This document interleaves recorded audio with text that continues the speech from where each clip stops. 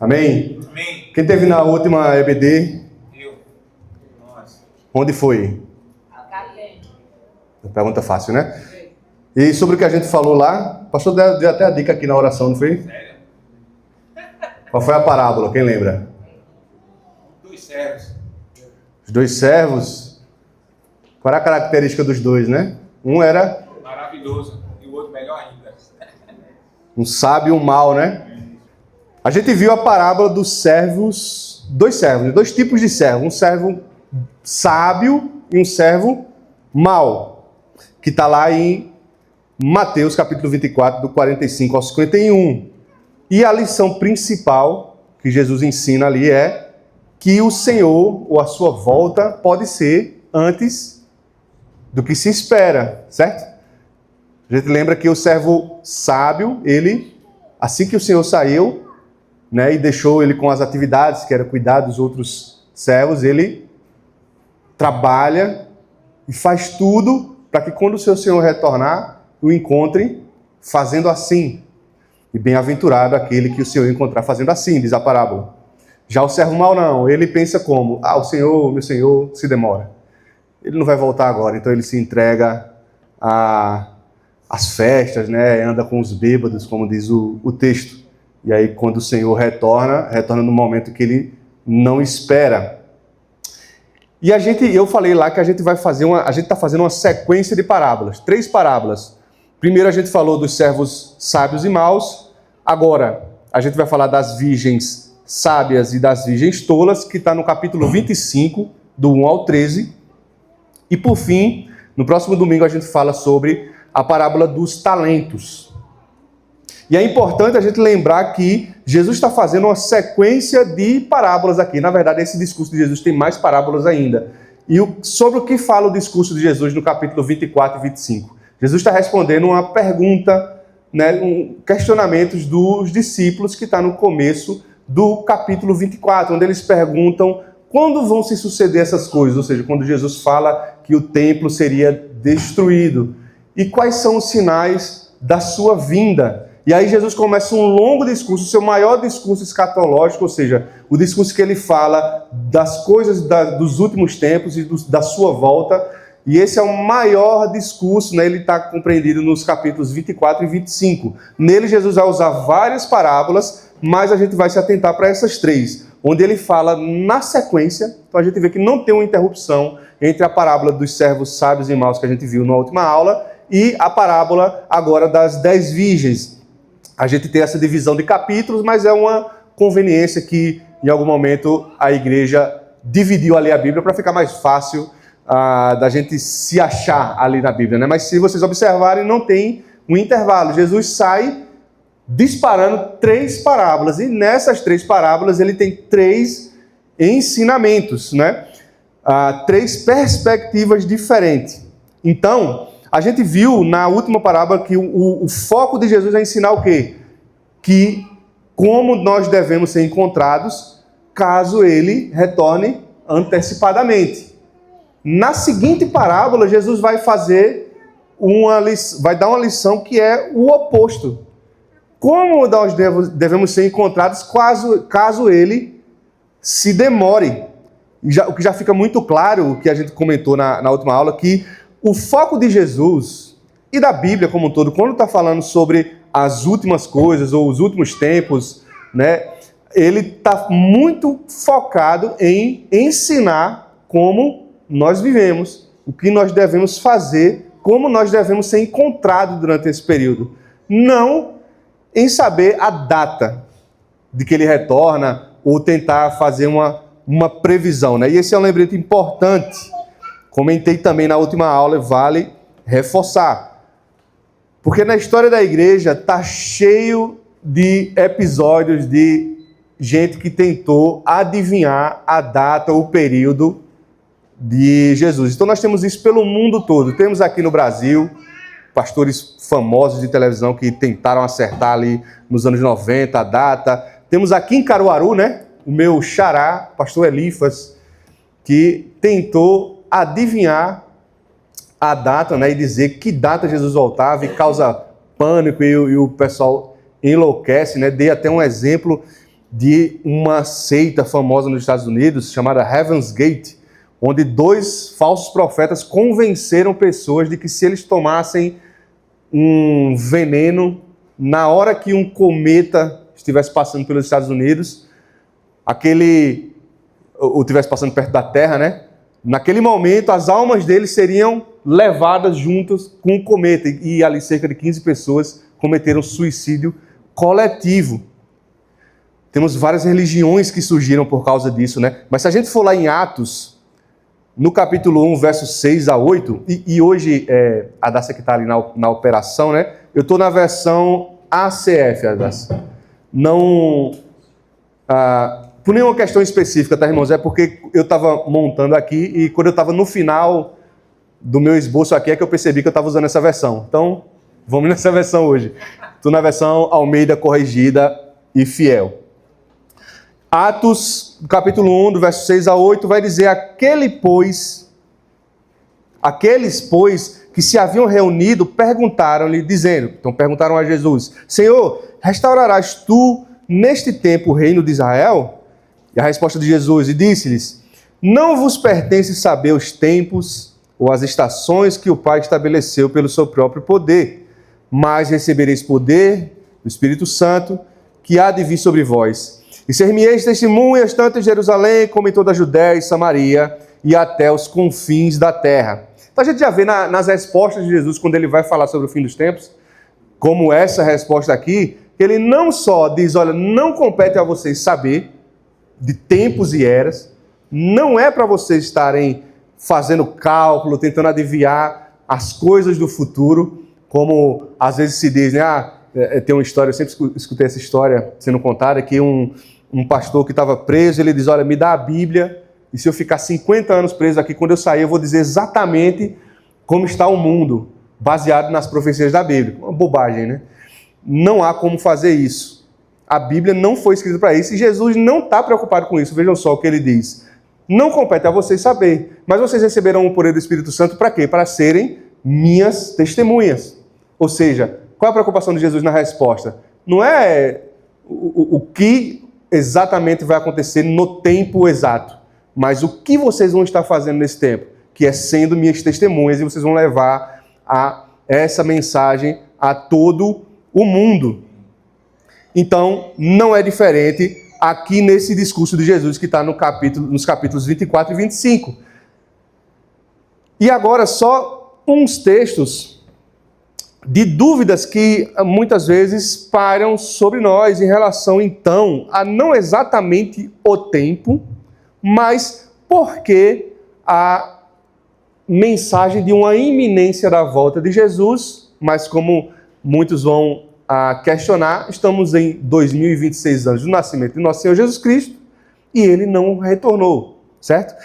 Em Romanos, capítulo 13, 11, diz o seguinte: e isto digo, conhecendo o tempo, que já é hora de despertarmos do sono, porque a nossa salvação está agora mais perto de nós do que quando aceitamos a fé. 1 Pedro, capítulo 4, verso 7. Já está próximo o fim de todas as coisas, portanto, sede sóbrios e vigiai em oração. Porém, a nossa ignorância, né, sobre a volta de Jesus deve também nos despertar a paciência. Então, eu vou trazer outro texto aqui. Eu trouxe 2 textos aqui, onde o apóstolo Paulo e o apóstolo Pedro estão falando do quê? Da iminência da volta de Jesus. Olha, fiquem atentos, o Senhor voltará em breve. 2 Pedro 3, do verso 8 ao 10, vai dizer: mas amados, não ignoreis uma coisa, que o dia do Senhor é como 1000 anos, e 1000 anos como um dia. O Senhor não retarda a sua promessa, ainda que alguns a tenham por tardia, mas é longânimo para conosco, não querendo que alguns se percam, senão que todos venham a arrepender-se. Mas o dia do Senhor virá como ladrão de noite, no qual os céus passarão com grande estrondo e os elementos ardendo se desfarão, e a terra e as obras que nela há se queimarão. Olha só, então, Jesus volta cedo, Jesus volta tarde, né? E o apóstolo Pedro, muito provavelmente, né, estava respondendo exatamente isso. Olha, ele que falou, né, na primeira carta da iminência da volta de Jesus, e está falando isso aqui também, né? Olha, Jesus não é que ele está retardando a sua promessa. Um dia para o Senhor é como 1000 anos como um dia. Ou seja, o que ele está falando, as eras, o tempo, para nós, ele passa diferente, né, do que é para o Senhor, que inclusive é o Criador do tempo. Então isso é algo até difícil da gente imaginar como se comporta isso na esfera da realidade, da eternidade, né, quando a gente fala da eternidade. Então, a gente vê claramente que a Bíblia o tempo todo está preocupada muito mais em ensinar a como se deve viver do que a quando a volta de Jesus acontecerá. O que é importante? O que é que eu preciso saber? Como eu devo viver?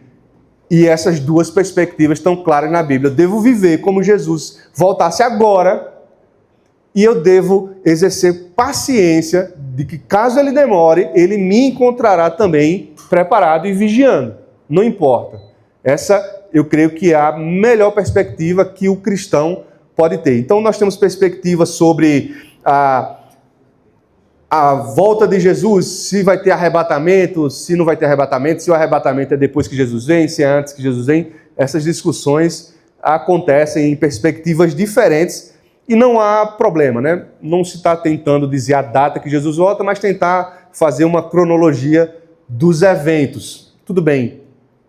Mas como a gente deve viver? Olha, alguns dizem que todas as profecias já aconteceram de forma metafórica, né? Outros vão dizer, não, olha, claramente muita coisa aqui não aconteceu. Qual a melhor perspectiva, então, que a gente pode ter para a nossa vida cristã? Eu creio que é a seguinte. É verdade, muitas profecias, tanto do Velho Testamento como do Novo Testamento, sobre o futuro, parecem ainda não ter acontecido, né? Parecem claramente ainda não ter acontecido. Porém, elas podem ter significado simbólico, podem ser simbologias de coisas que realmente já aconteceram e nada impediria a volta de Jesus.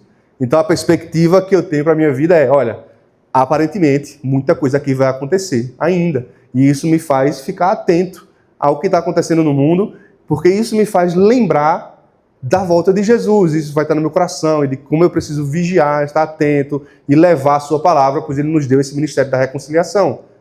Mas também tudo pode ter acontecido e eu preciso estar pronto para, se Jesus voltar hoje, depois do culto, ou no meio dessa aula, eu também estar pronto.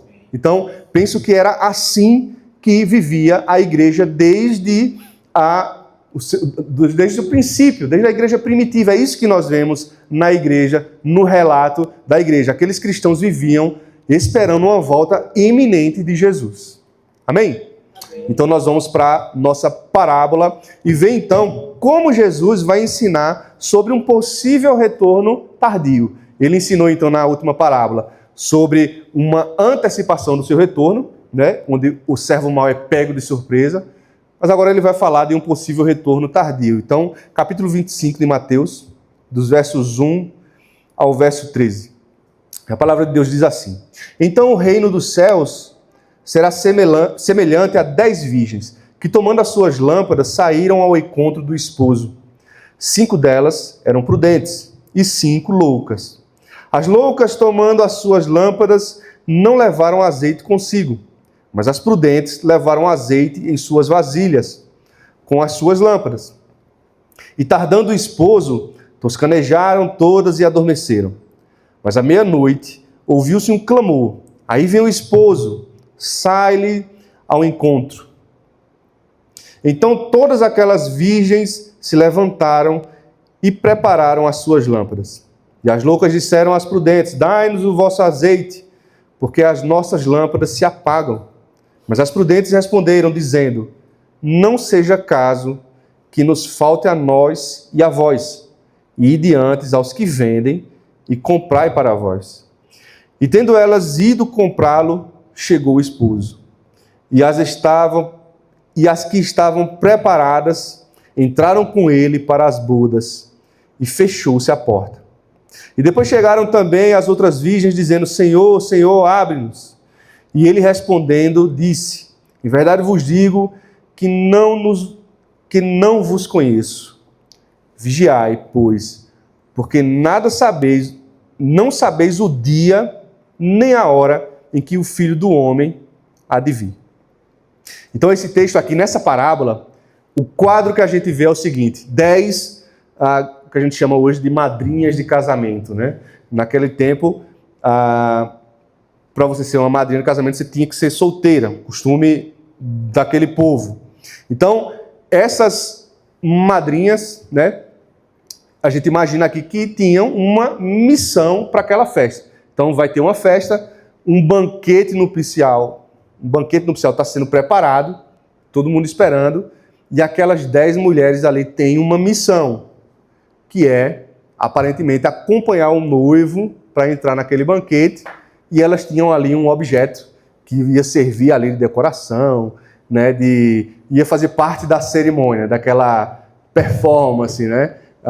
Hoje nos casamentos a gente tem, tem madrinhas, né, e as madrinhas fazem umas coisas assim, assado. A gente foi no casamento de Asaf, e aí teve um momento não tinha lâmpada, né, tinha umas chuvinhas, né, que a gente chama aqui em Caruaru, né, aqueles fogos.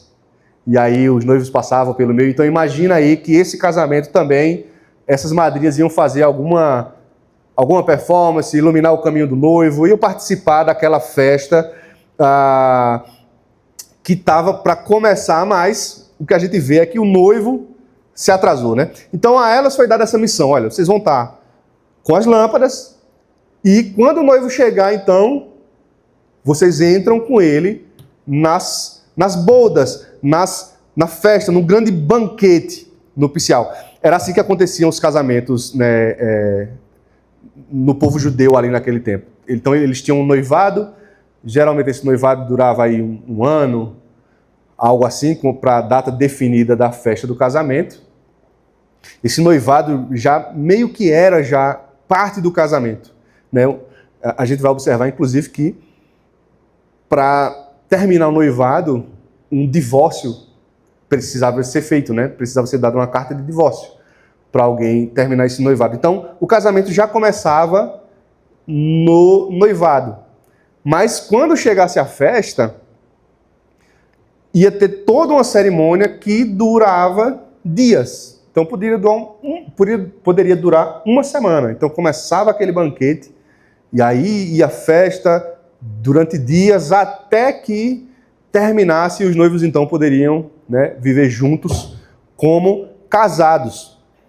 Então, as sábias, elas estão preparadas para um momento muito especial que começou desde o noivado.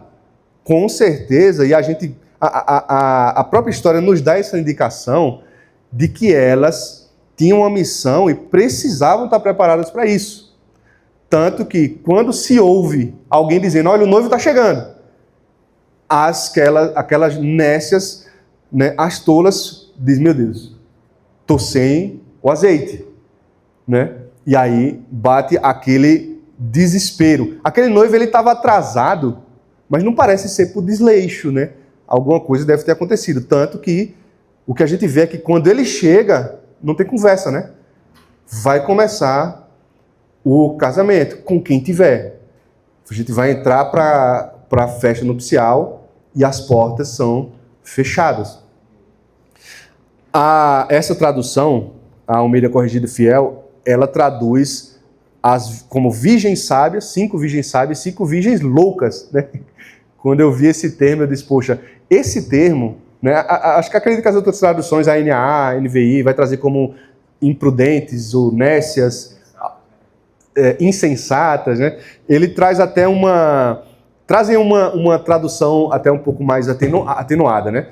A Almeida Corrigida Fiel traz como loucas, e me parece que essa tradução enfatiza o estado de coisas em que se encontravam aquelas mulheres. Olha, vocês agiram como loucas, ou seja, foi dada uma missão muito simples a vocês, de algo que vocês estão vivenciando durante muito tempo, né?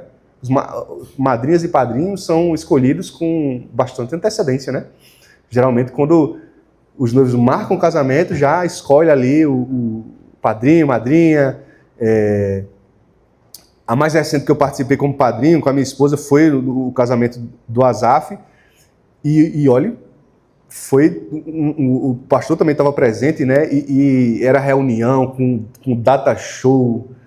E era muita coisa. E a gente ficava preocupado. Rapaz, tá tendo muita responsabilidade aqui para esse casamento. Então a gente não pode vacilar, porque senão a gente vai estragar a festa dos noivos, né?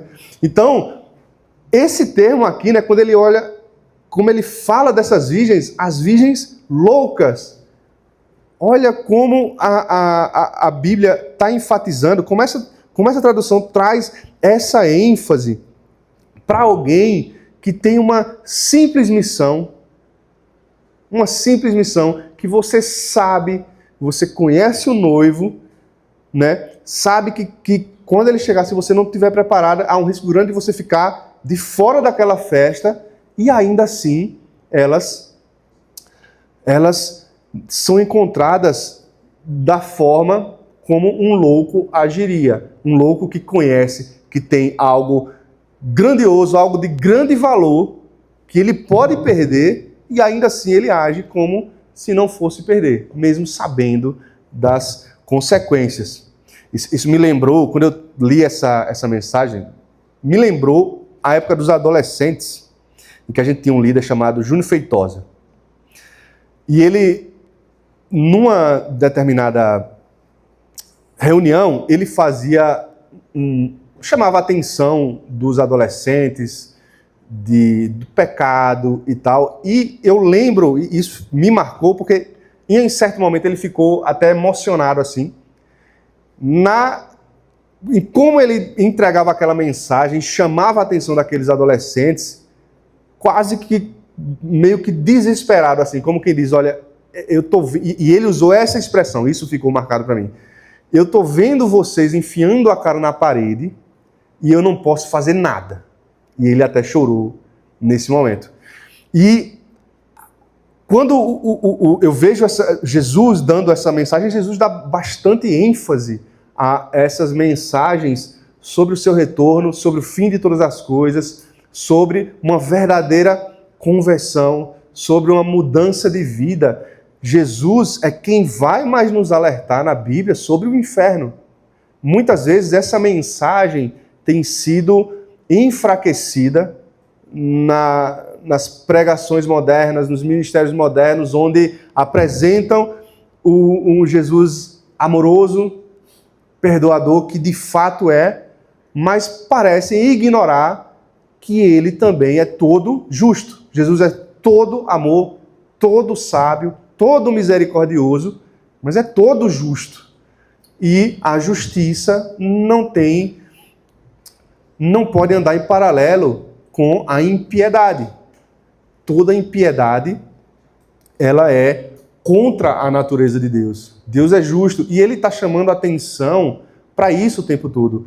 Esse Senhor que deu a sua vida e é amor em essência, ele é justiça e por isso nós não vamos ver ninguém chamando mais atenção do que ele sobre o futuro, sobre o inferno, sobre o seu retorno e como são encontrados aqueles que são sábios, aqueles que são tolos. E qual é também o destino daqueles que são sábios e daqueles que são tolos? E o destino dos que são tolos é, como ele usa a expressão choro e ranger de dentes, fazendo aquela expressão relacionada ao inferno. Então, quando o noivo chega, as loucas tentam correr atrás do prejuízo. E elas saem numa missão bastante complicada, porque o texto está dizendo que o noivo chega à meia-noite. E à meia-noite, ninguém vai encontrar nada para comprar rapidamente e voltar para aquela festa. E aí bate o desespero, elas tentam conseguir o azeite com as outras virgens, e as outras virgens, se fizer isso, vai faltar para a gente, e acaba ninguém entrando nessa festa. E elas saem desesperadas para comprar. E aí a gente tem no verso 10, né? E tendo elas ido comprá-lo, chegou o esposo. E as que estavam preparadas entraram com ele para as bodas e fechou-se a porta. Após a morte, após a chegada de Jesus, segue-se o juízo. Nós não temos o purgatório, não temos oferendas que se possam fazer, cultos, missas que se possam fazer após a ida, após a morte, ou isso também não haverá após a volta de Jesus, como ficou famoso, né, naquele filme Deixados para Trás, né? E aí volta Jesus, leva o seu povo, e quem ficou vai pela morte, né? E essa visão que ficou famosa de tempos bem recentes para cá, né? Nunca foi crença da igreja durante todo o século, e principalmente nos primeiros séculos, esse tipo de visão. Estava muito claro para todos que recebiam essa mensagem de que após a morte, após o retorno de Jesus, segue-se o juízo. A porta é fechada e não há possibilidade de entrar. É isso que Jesus está ensinando. A porta se fechando, então, ela vai ecoar vários ensinamentos duríssimos de Jesus, né? A gente vai ver nos versos 11 e 12, ele diz o seguinte: olha, depois que chegaram também as outras virgens dizendo: Senhor, Senhor, abre-nos, abre a porta, Senhor, como aqueles que foram pegos de surpresa pelo dilúvio, que Noé pregava, que Noé oferecia a salvação, a arca, mas eles rejeitaram, zombaram, e quando a porta se fechou, eles tentavam entrar de maneira desesperada na arca, mas não havia mais tempo, veio o dilúvio, e todos morreram. No verso 12 ele dizia, ele respondendo disse: em verdade vos digo que não vos conheço. Essas mensagens de Jesus, onde ele diz, não vos conheço, e ele repete isso em outros momentos, para aqueles que são achados negligentes quanto ao seu retorno, para aqueles que viveram de forma desonrosa, impiedosa durante sua vida, Jesus comumente em sua mensagem diz: eu não vos conheço. Olha só, a identificação de alguém que nasceu de novo realmente, que está em Cristo, não é estar envolvido nos preparativos da festa. Para a gente usar o exemplo dessa parábola. Não é porque você é madrinho, você foi convidado, você está envolvido em todos os preparativos daquela festa. Ainda assim, o noivo olha para você, depois da porta fechada, dizendo: eu não conheço vocês.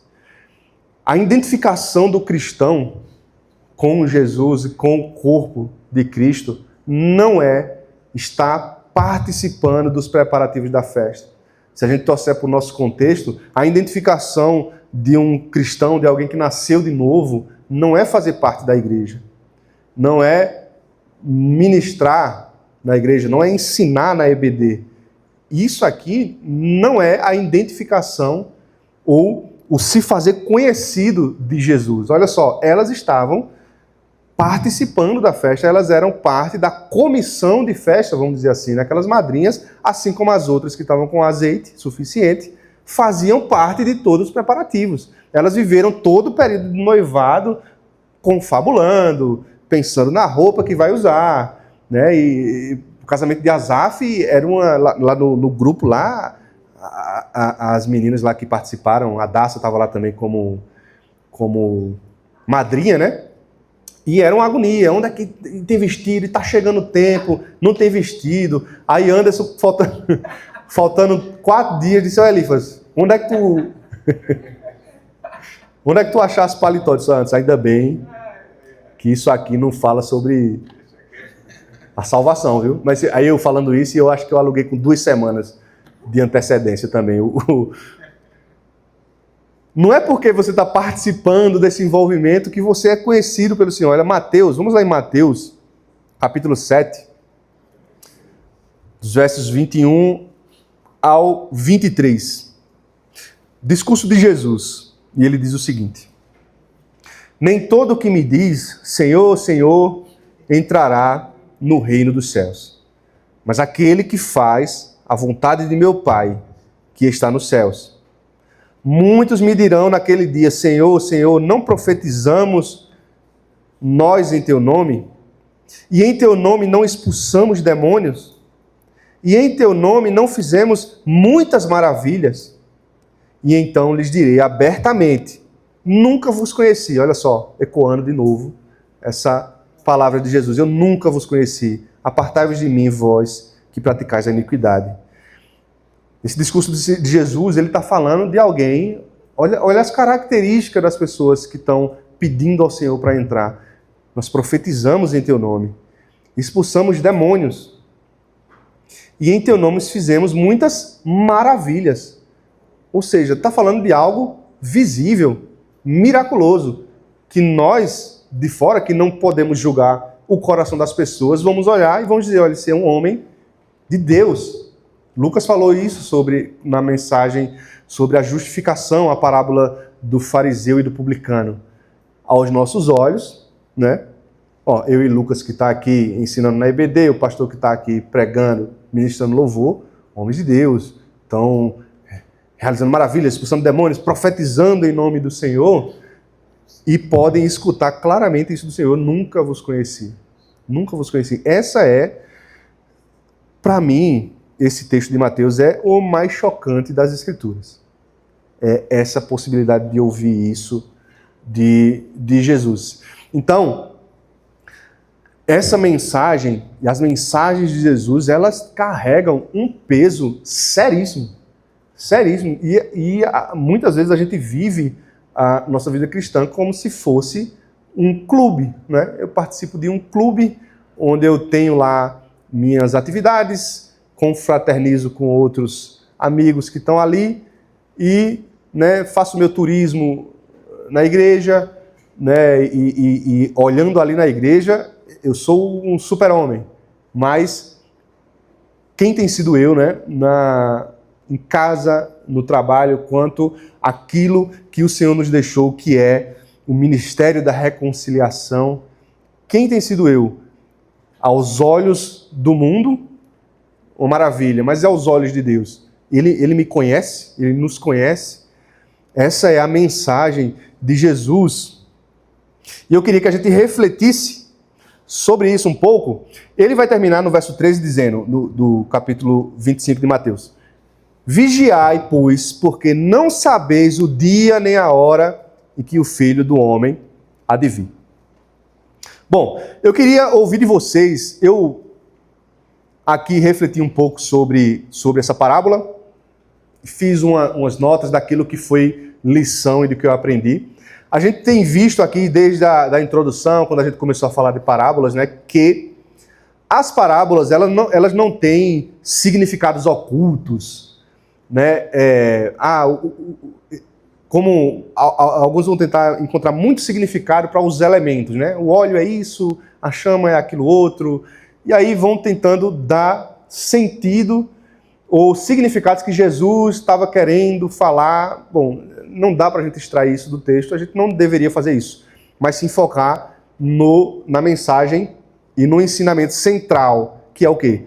Jesus está falando sobre a sua possível volta tardia, né? Ele já falou sobre a sua possível volta antecipada, agora ele fala sobre a possível volta tardia, uma na sequência da outra, né? E nas duas, a lição é, vocês precisam o quê? Vigiar. Vocês precisam estar prontos para se chegar cedo, antes do que vocês esperam, para se demorar demais, depois do que vocês esperam. Mas eu creio que quando a gente vai lendo essas parábolas e esses ensinamentos, nós também podemos fazer paralelos com a nossa vida, né? E pensar, poxa, na nossa vida, o que é então que significa vigiar para mim, pensando no meu contexto? O que é que significa vigiar porque eu não sei a hora que ele vem, né? Será que... E aí eu lembrei que na pandemia tinha um vídeo, eu não sei se vocês viram esse vídeo no YouTube, aparecia uma propaganda de um pessoal vestido de branco. Quando eu vi a primeira vez, eu pensei que era um teatro, alguma coisa assim, mas não, era um grupo. Eles nem se identificavam assim com o nome, mas era um tipo de uma seita, onde eles diziam, olha, vocês juntem-se a nós, tá o número de telefone aqui, o site, vocês entram e a gente vai para montanhas. Eles vão para a montanha e a gente já aprendeu a plantar macaxeira e cria uns gado lá, porque nós estamos nos preparando para a volta de Jesus, né? E aí eles estavam reunindo gente nessa época da pandemia. Quando tem esses desastres grandes, sempre aparece, né? Guerra, essas coisas, sempre aparece esse pessoal. E aí, então, ele convidava as pessoas para ir para, eu acho que era Torre de Vigia, alguma coisa assim, o nome, né? E quando eu li isso aqui, eu disse, olha, será que é assim que a gente deve fazer, né? Vamos todo mundo subir pro Morro Bom Jesus, né? Porque a gente já pode se livrar aí de uma inundação se tiver, né? Mas também não fica livre também se cair meteoro, né? Qualquer coisa, enfim. É isso que significa vigiar, né? O que é que vocês acham e o que vocês pensam quando Jesus fala assim, olha, vigiem, pois vocês não sabem a hora em que o Filho do Homem há de vir. Queria ouvir de vocês. Com calma também. Esforçamos viver conforme a sua vontade, né? Para mim isso é uma questão de vigiar, porque a partir do momento que eu vivo conforme a vontade de Cristo e não as minhas, meus desejos, eu estou vigiando. Vigiando é, então... Todo mundo escutou, né, o que o Matheus falou? Vigiando é estar, então, atento à vontade de Deus. É isso, né? Falou isso, eu lembrei de... Eu vi um Reels essa semana no Instagram, um pastor, ele diz assim, olha ali, pastor, dormindo sem roupa. Como é que pode? Jesus vai voltar, vai encontrar você sem roupa. Né? Bom, mas, tirando a brincadeira, né? Esse é o exagero, né? Mas a pergunta de Lucas é, poxa vida, eu vivi uma vida piedosa, grande parte ou maior parte da minha vida, eu falhei muitas vezes, pedi perdão a Deus, me arrependi muitas vezes e desfrutei do perdão de Deus muitas vezes durante toda a minha vida. Mas parece que eu vivo numa roleta russa, então. E esse é o sentimento, né, Lucas? Se eu fizer tudo certo a minha vida toda e naquele momento eu vacilei, Jesus voltou, me quebrou as pernas, né? É aquele exemplo do avião, né? Quando você vai com o avião, quando vocês forem viajar de avião, olha pro lado para ver, né? Tá todo mundo... Quando ele vai decolar, todo mundo já começa, meu Deus, me perdoa pelo meu pecado, me recebe e tal. O avião causa essa sensação, né? Não, a sensação de que a gente vai morrer, porque, meu irmão, não é natural pra gente estar voando, né? A gente foi feito o quê? Pra andar, né? Então, quando a gente tá no ar, já... A sensação de que a gente pode morrer é grande. Aí já começa, meu Deus, me perdoa e tal. E aí quando... Como é, né? Quando pousa, volta a vida o que era, né? Mas, ó, essa visão, ela tem uma... Ela é uma pergunta genuína, é uma preocupação de muita gente, com certeza. Mas ela traz uma visão do evangelho bastante complicada. E que é combatida frequentemente pela Bíblia, principalmente pelo apóstolo Paulo, né? Que é a salvação pela graça ou pelas obras.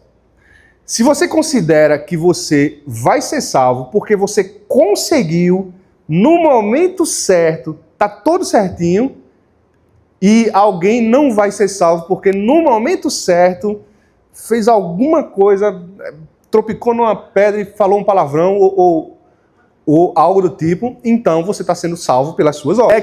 Como é que o crente vive? Ele vive confiante de que Jesus é o seu Salvador. E por isso, ele não vive como em outras religiões, onde ele tem que estar com medo desse Senhor, que é também juiz. Mas ele está confiante. Ao mesmo tempo, ele vive como filho desse Senhor. Ele vive buscando intensamente, ininterruptamente, em todo o tempo, sem saber se Jesus volta logo, sem saber se Jesus demora, ele vive para agradar esse Deus. Por quê? Porque isso é parte da sua natureza. Então, o crente vive assim, ora, se eu não tenho vivido assim, eu preciso olhar para mim e saber, né, e me perguntar, e me questionar se eu realmente sou conhecido por Jesus, porque essa é a mensagem. Veja, as virgens sábias aqui, elas não vivem com medo, elas não estão desesperadas, inclusive elas dormem também. Vocês viram lá, o noivo se atrasou, ele chegou de meia-noite, então as festas começavam geralmente no cair da tarde, elas deviam estar lá de 6 horas da noite. E aí o noivo chega 6 horas depois. Quem já esperou muito no casamento aqui para começar? Eu já esperei, eu acho que no máximo 2 horas. Se batesse 3 horas, eu viro para minha esposa e dizer, rapaz, eu vou embora. Talvez se eu for o padrinho, eu espere, né? Porque consideração, né? Mas aqui a gente vê elas esperando 6 horas, todas adormecem. Veja, as virgens todas adormeceram, as outras também. E para mim, a gente tem 2 situações aqui. Umas adormecem e estão despreparadas, estão nécias, agem como loucas. As outras dormem porque sabem que o noivo virá, confiam e estão tranquilas. Para mim também, quando eu via isso, eu pensei nisso. Poxa, as outras dormiram também, né? Então esse vigiar, olha só, não parece uma coisa onde eu vou estar desesperado, pensando, meu Deus, se eu tiver tal coisa... Ou seja, na verdade, o pensar que se eu estou pecando, se eu estou vivendo como agrada a Deus, não deveria ter relação com a volta de Jesus, com o dia da volta de Jesus, exatamente. É isso que Jesus está falando, olha, ele acabou de dizer, eu posso chegar mais cedo, eu posso chegar mais tarde. Como é que vocês devem ser encontrados? Da mesma forma, tanto faz. Se eu venho agora, se eu venho depois, né? Então, muitas vezes, inclusive, as pessoas querem saber e buscam de saber essa volta de Jesus. Eu creio que muito o que faz com que esses falsos profetas capturem o coração das pessoas é exatamente isso que Lucas colocou aqui. Eu vou seguir alguém que sabe quando Jesus volta, que vai me dizer exatamente quando, e aí, como ele sabe, é melhor eu colar nele, para que quando Jesus voltar, eu esteja ali preparadinho, bonitinho, para ir para o céu. E aí a gente vê que é assim que esses falsos profetas capturam o coração de tantas pessoas. Porque você olha para o que os caras pregam e diz, meu Deus, que loucura, como alguém acredita nisso? Muitas vezes é motivado por esse medo e essa expectativa de saber o momento que Jesus volta, que é para eu estar preparado para aquele momento. Veja como estão vivendo essas pessoas. Alguém que é filho de Deus, ele não está preocupado, ou ele não está vivendo porque eu sei que Jesus volta na semana que vem, por isso eu vou... Não, tanto faz. Jesus pode voltar agora, eu posso não ver a sua volta. Eu posso encontrar ele nos céus, né? Tanto faz. Essa é a mensagem.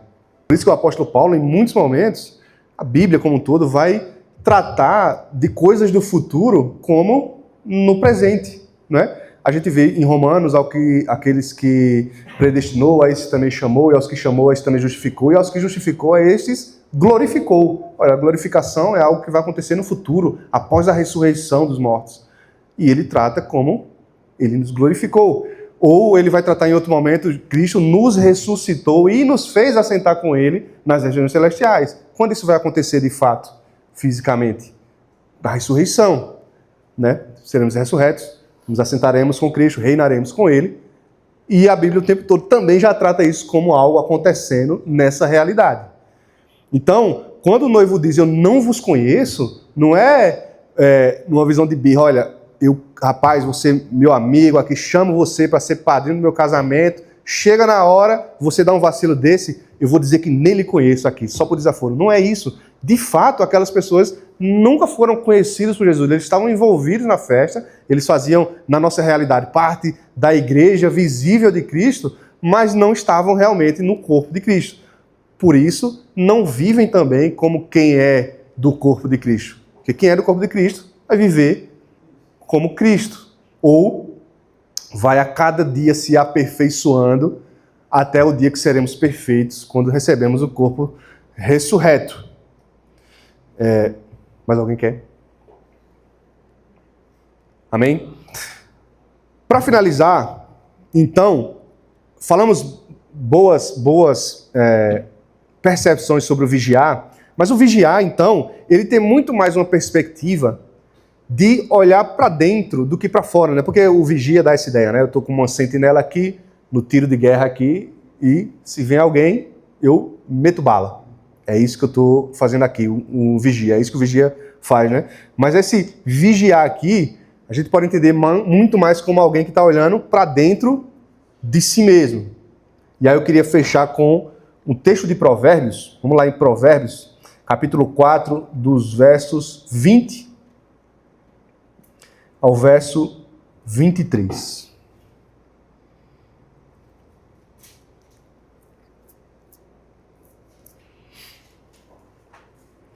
Que vai dizer o seguinte: filho meu, atenta para as minhas palavras, às minhas razões inclina o teu ouvido.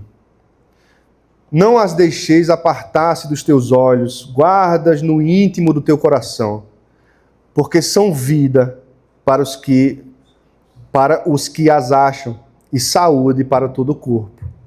Sobre tudo o que se deve guardar, guarda o teu coração, porque dele procede a fonte da vida.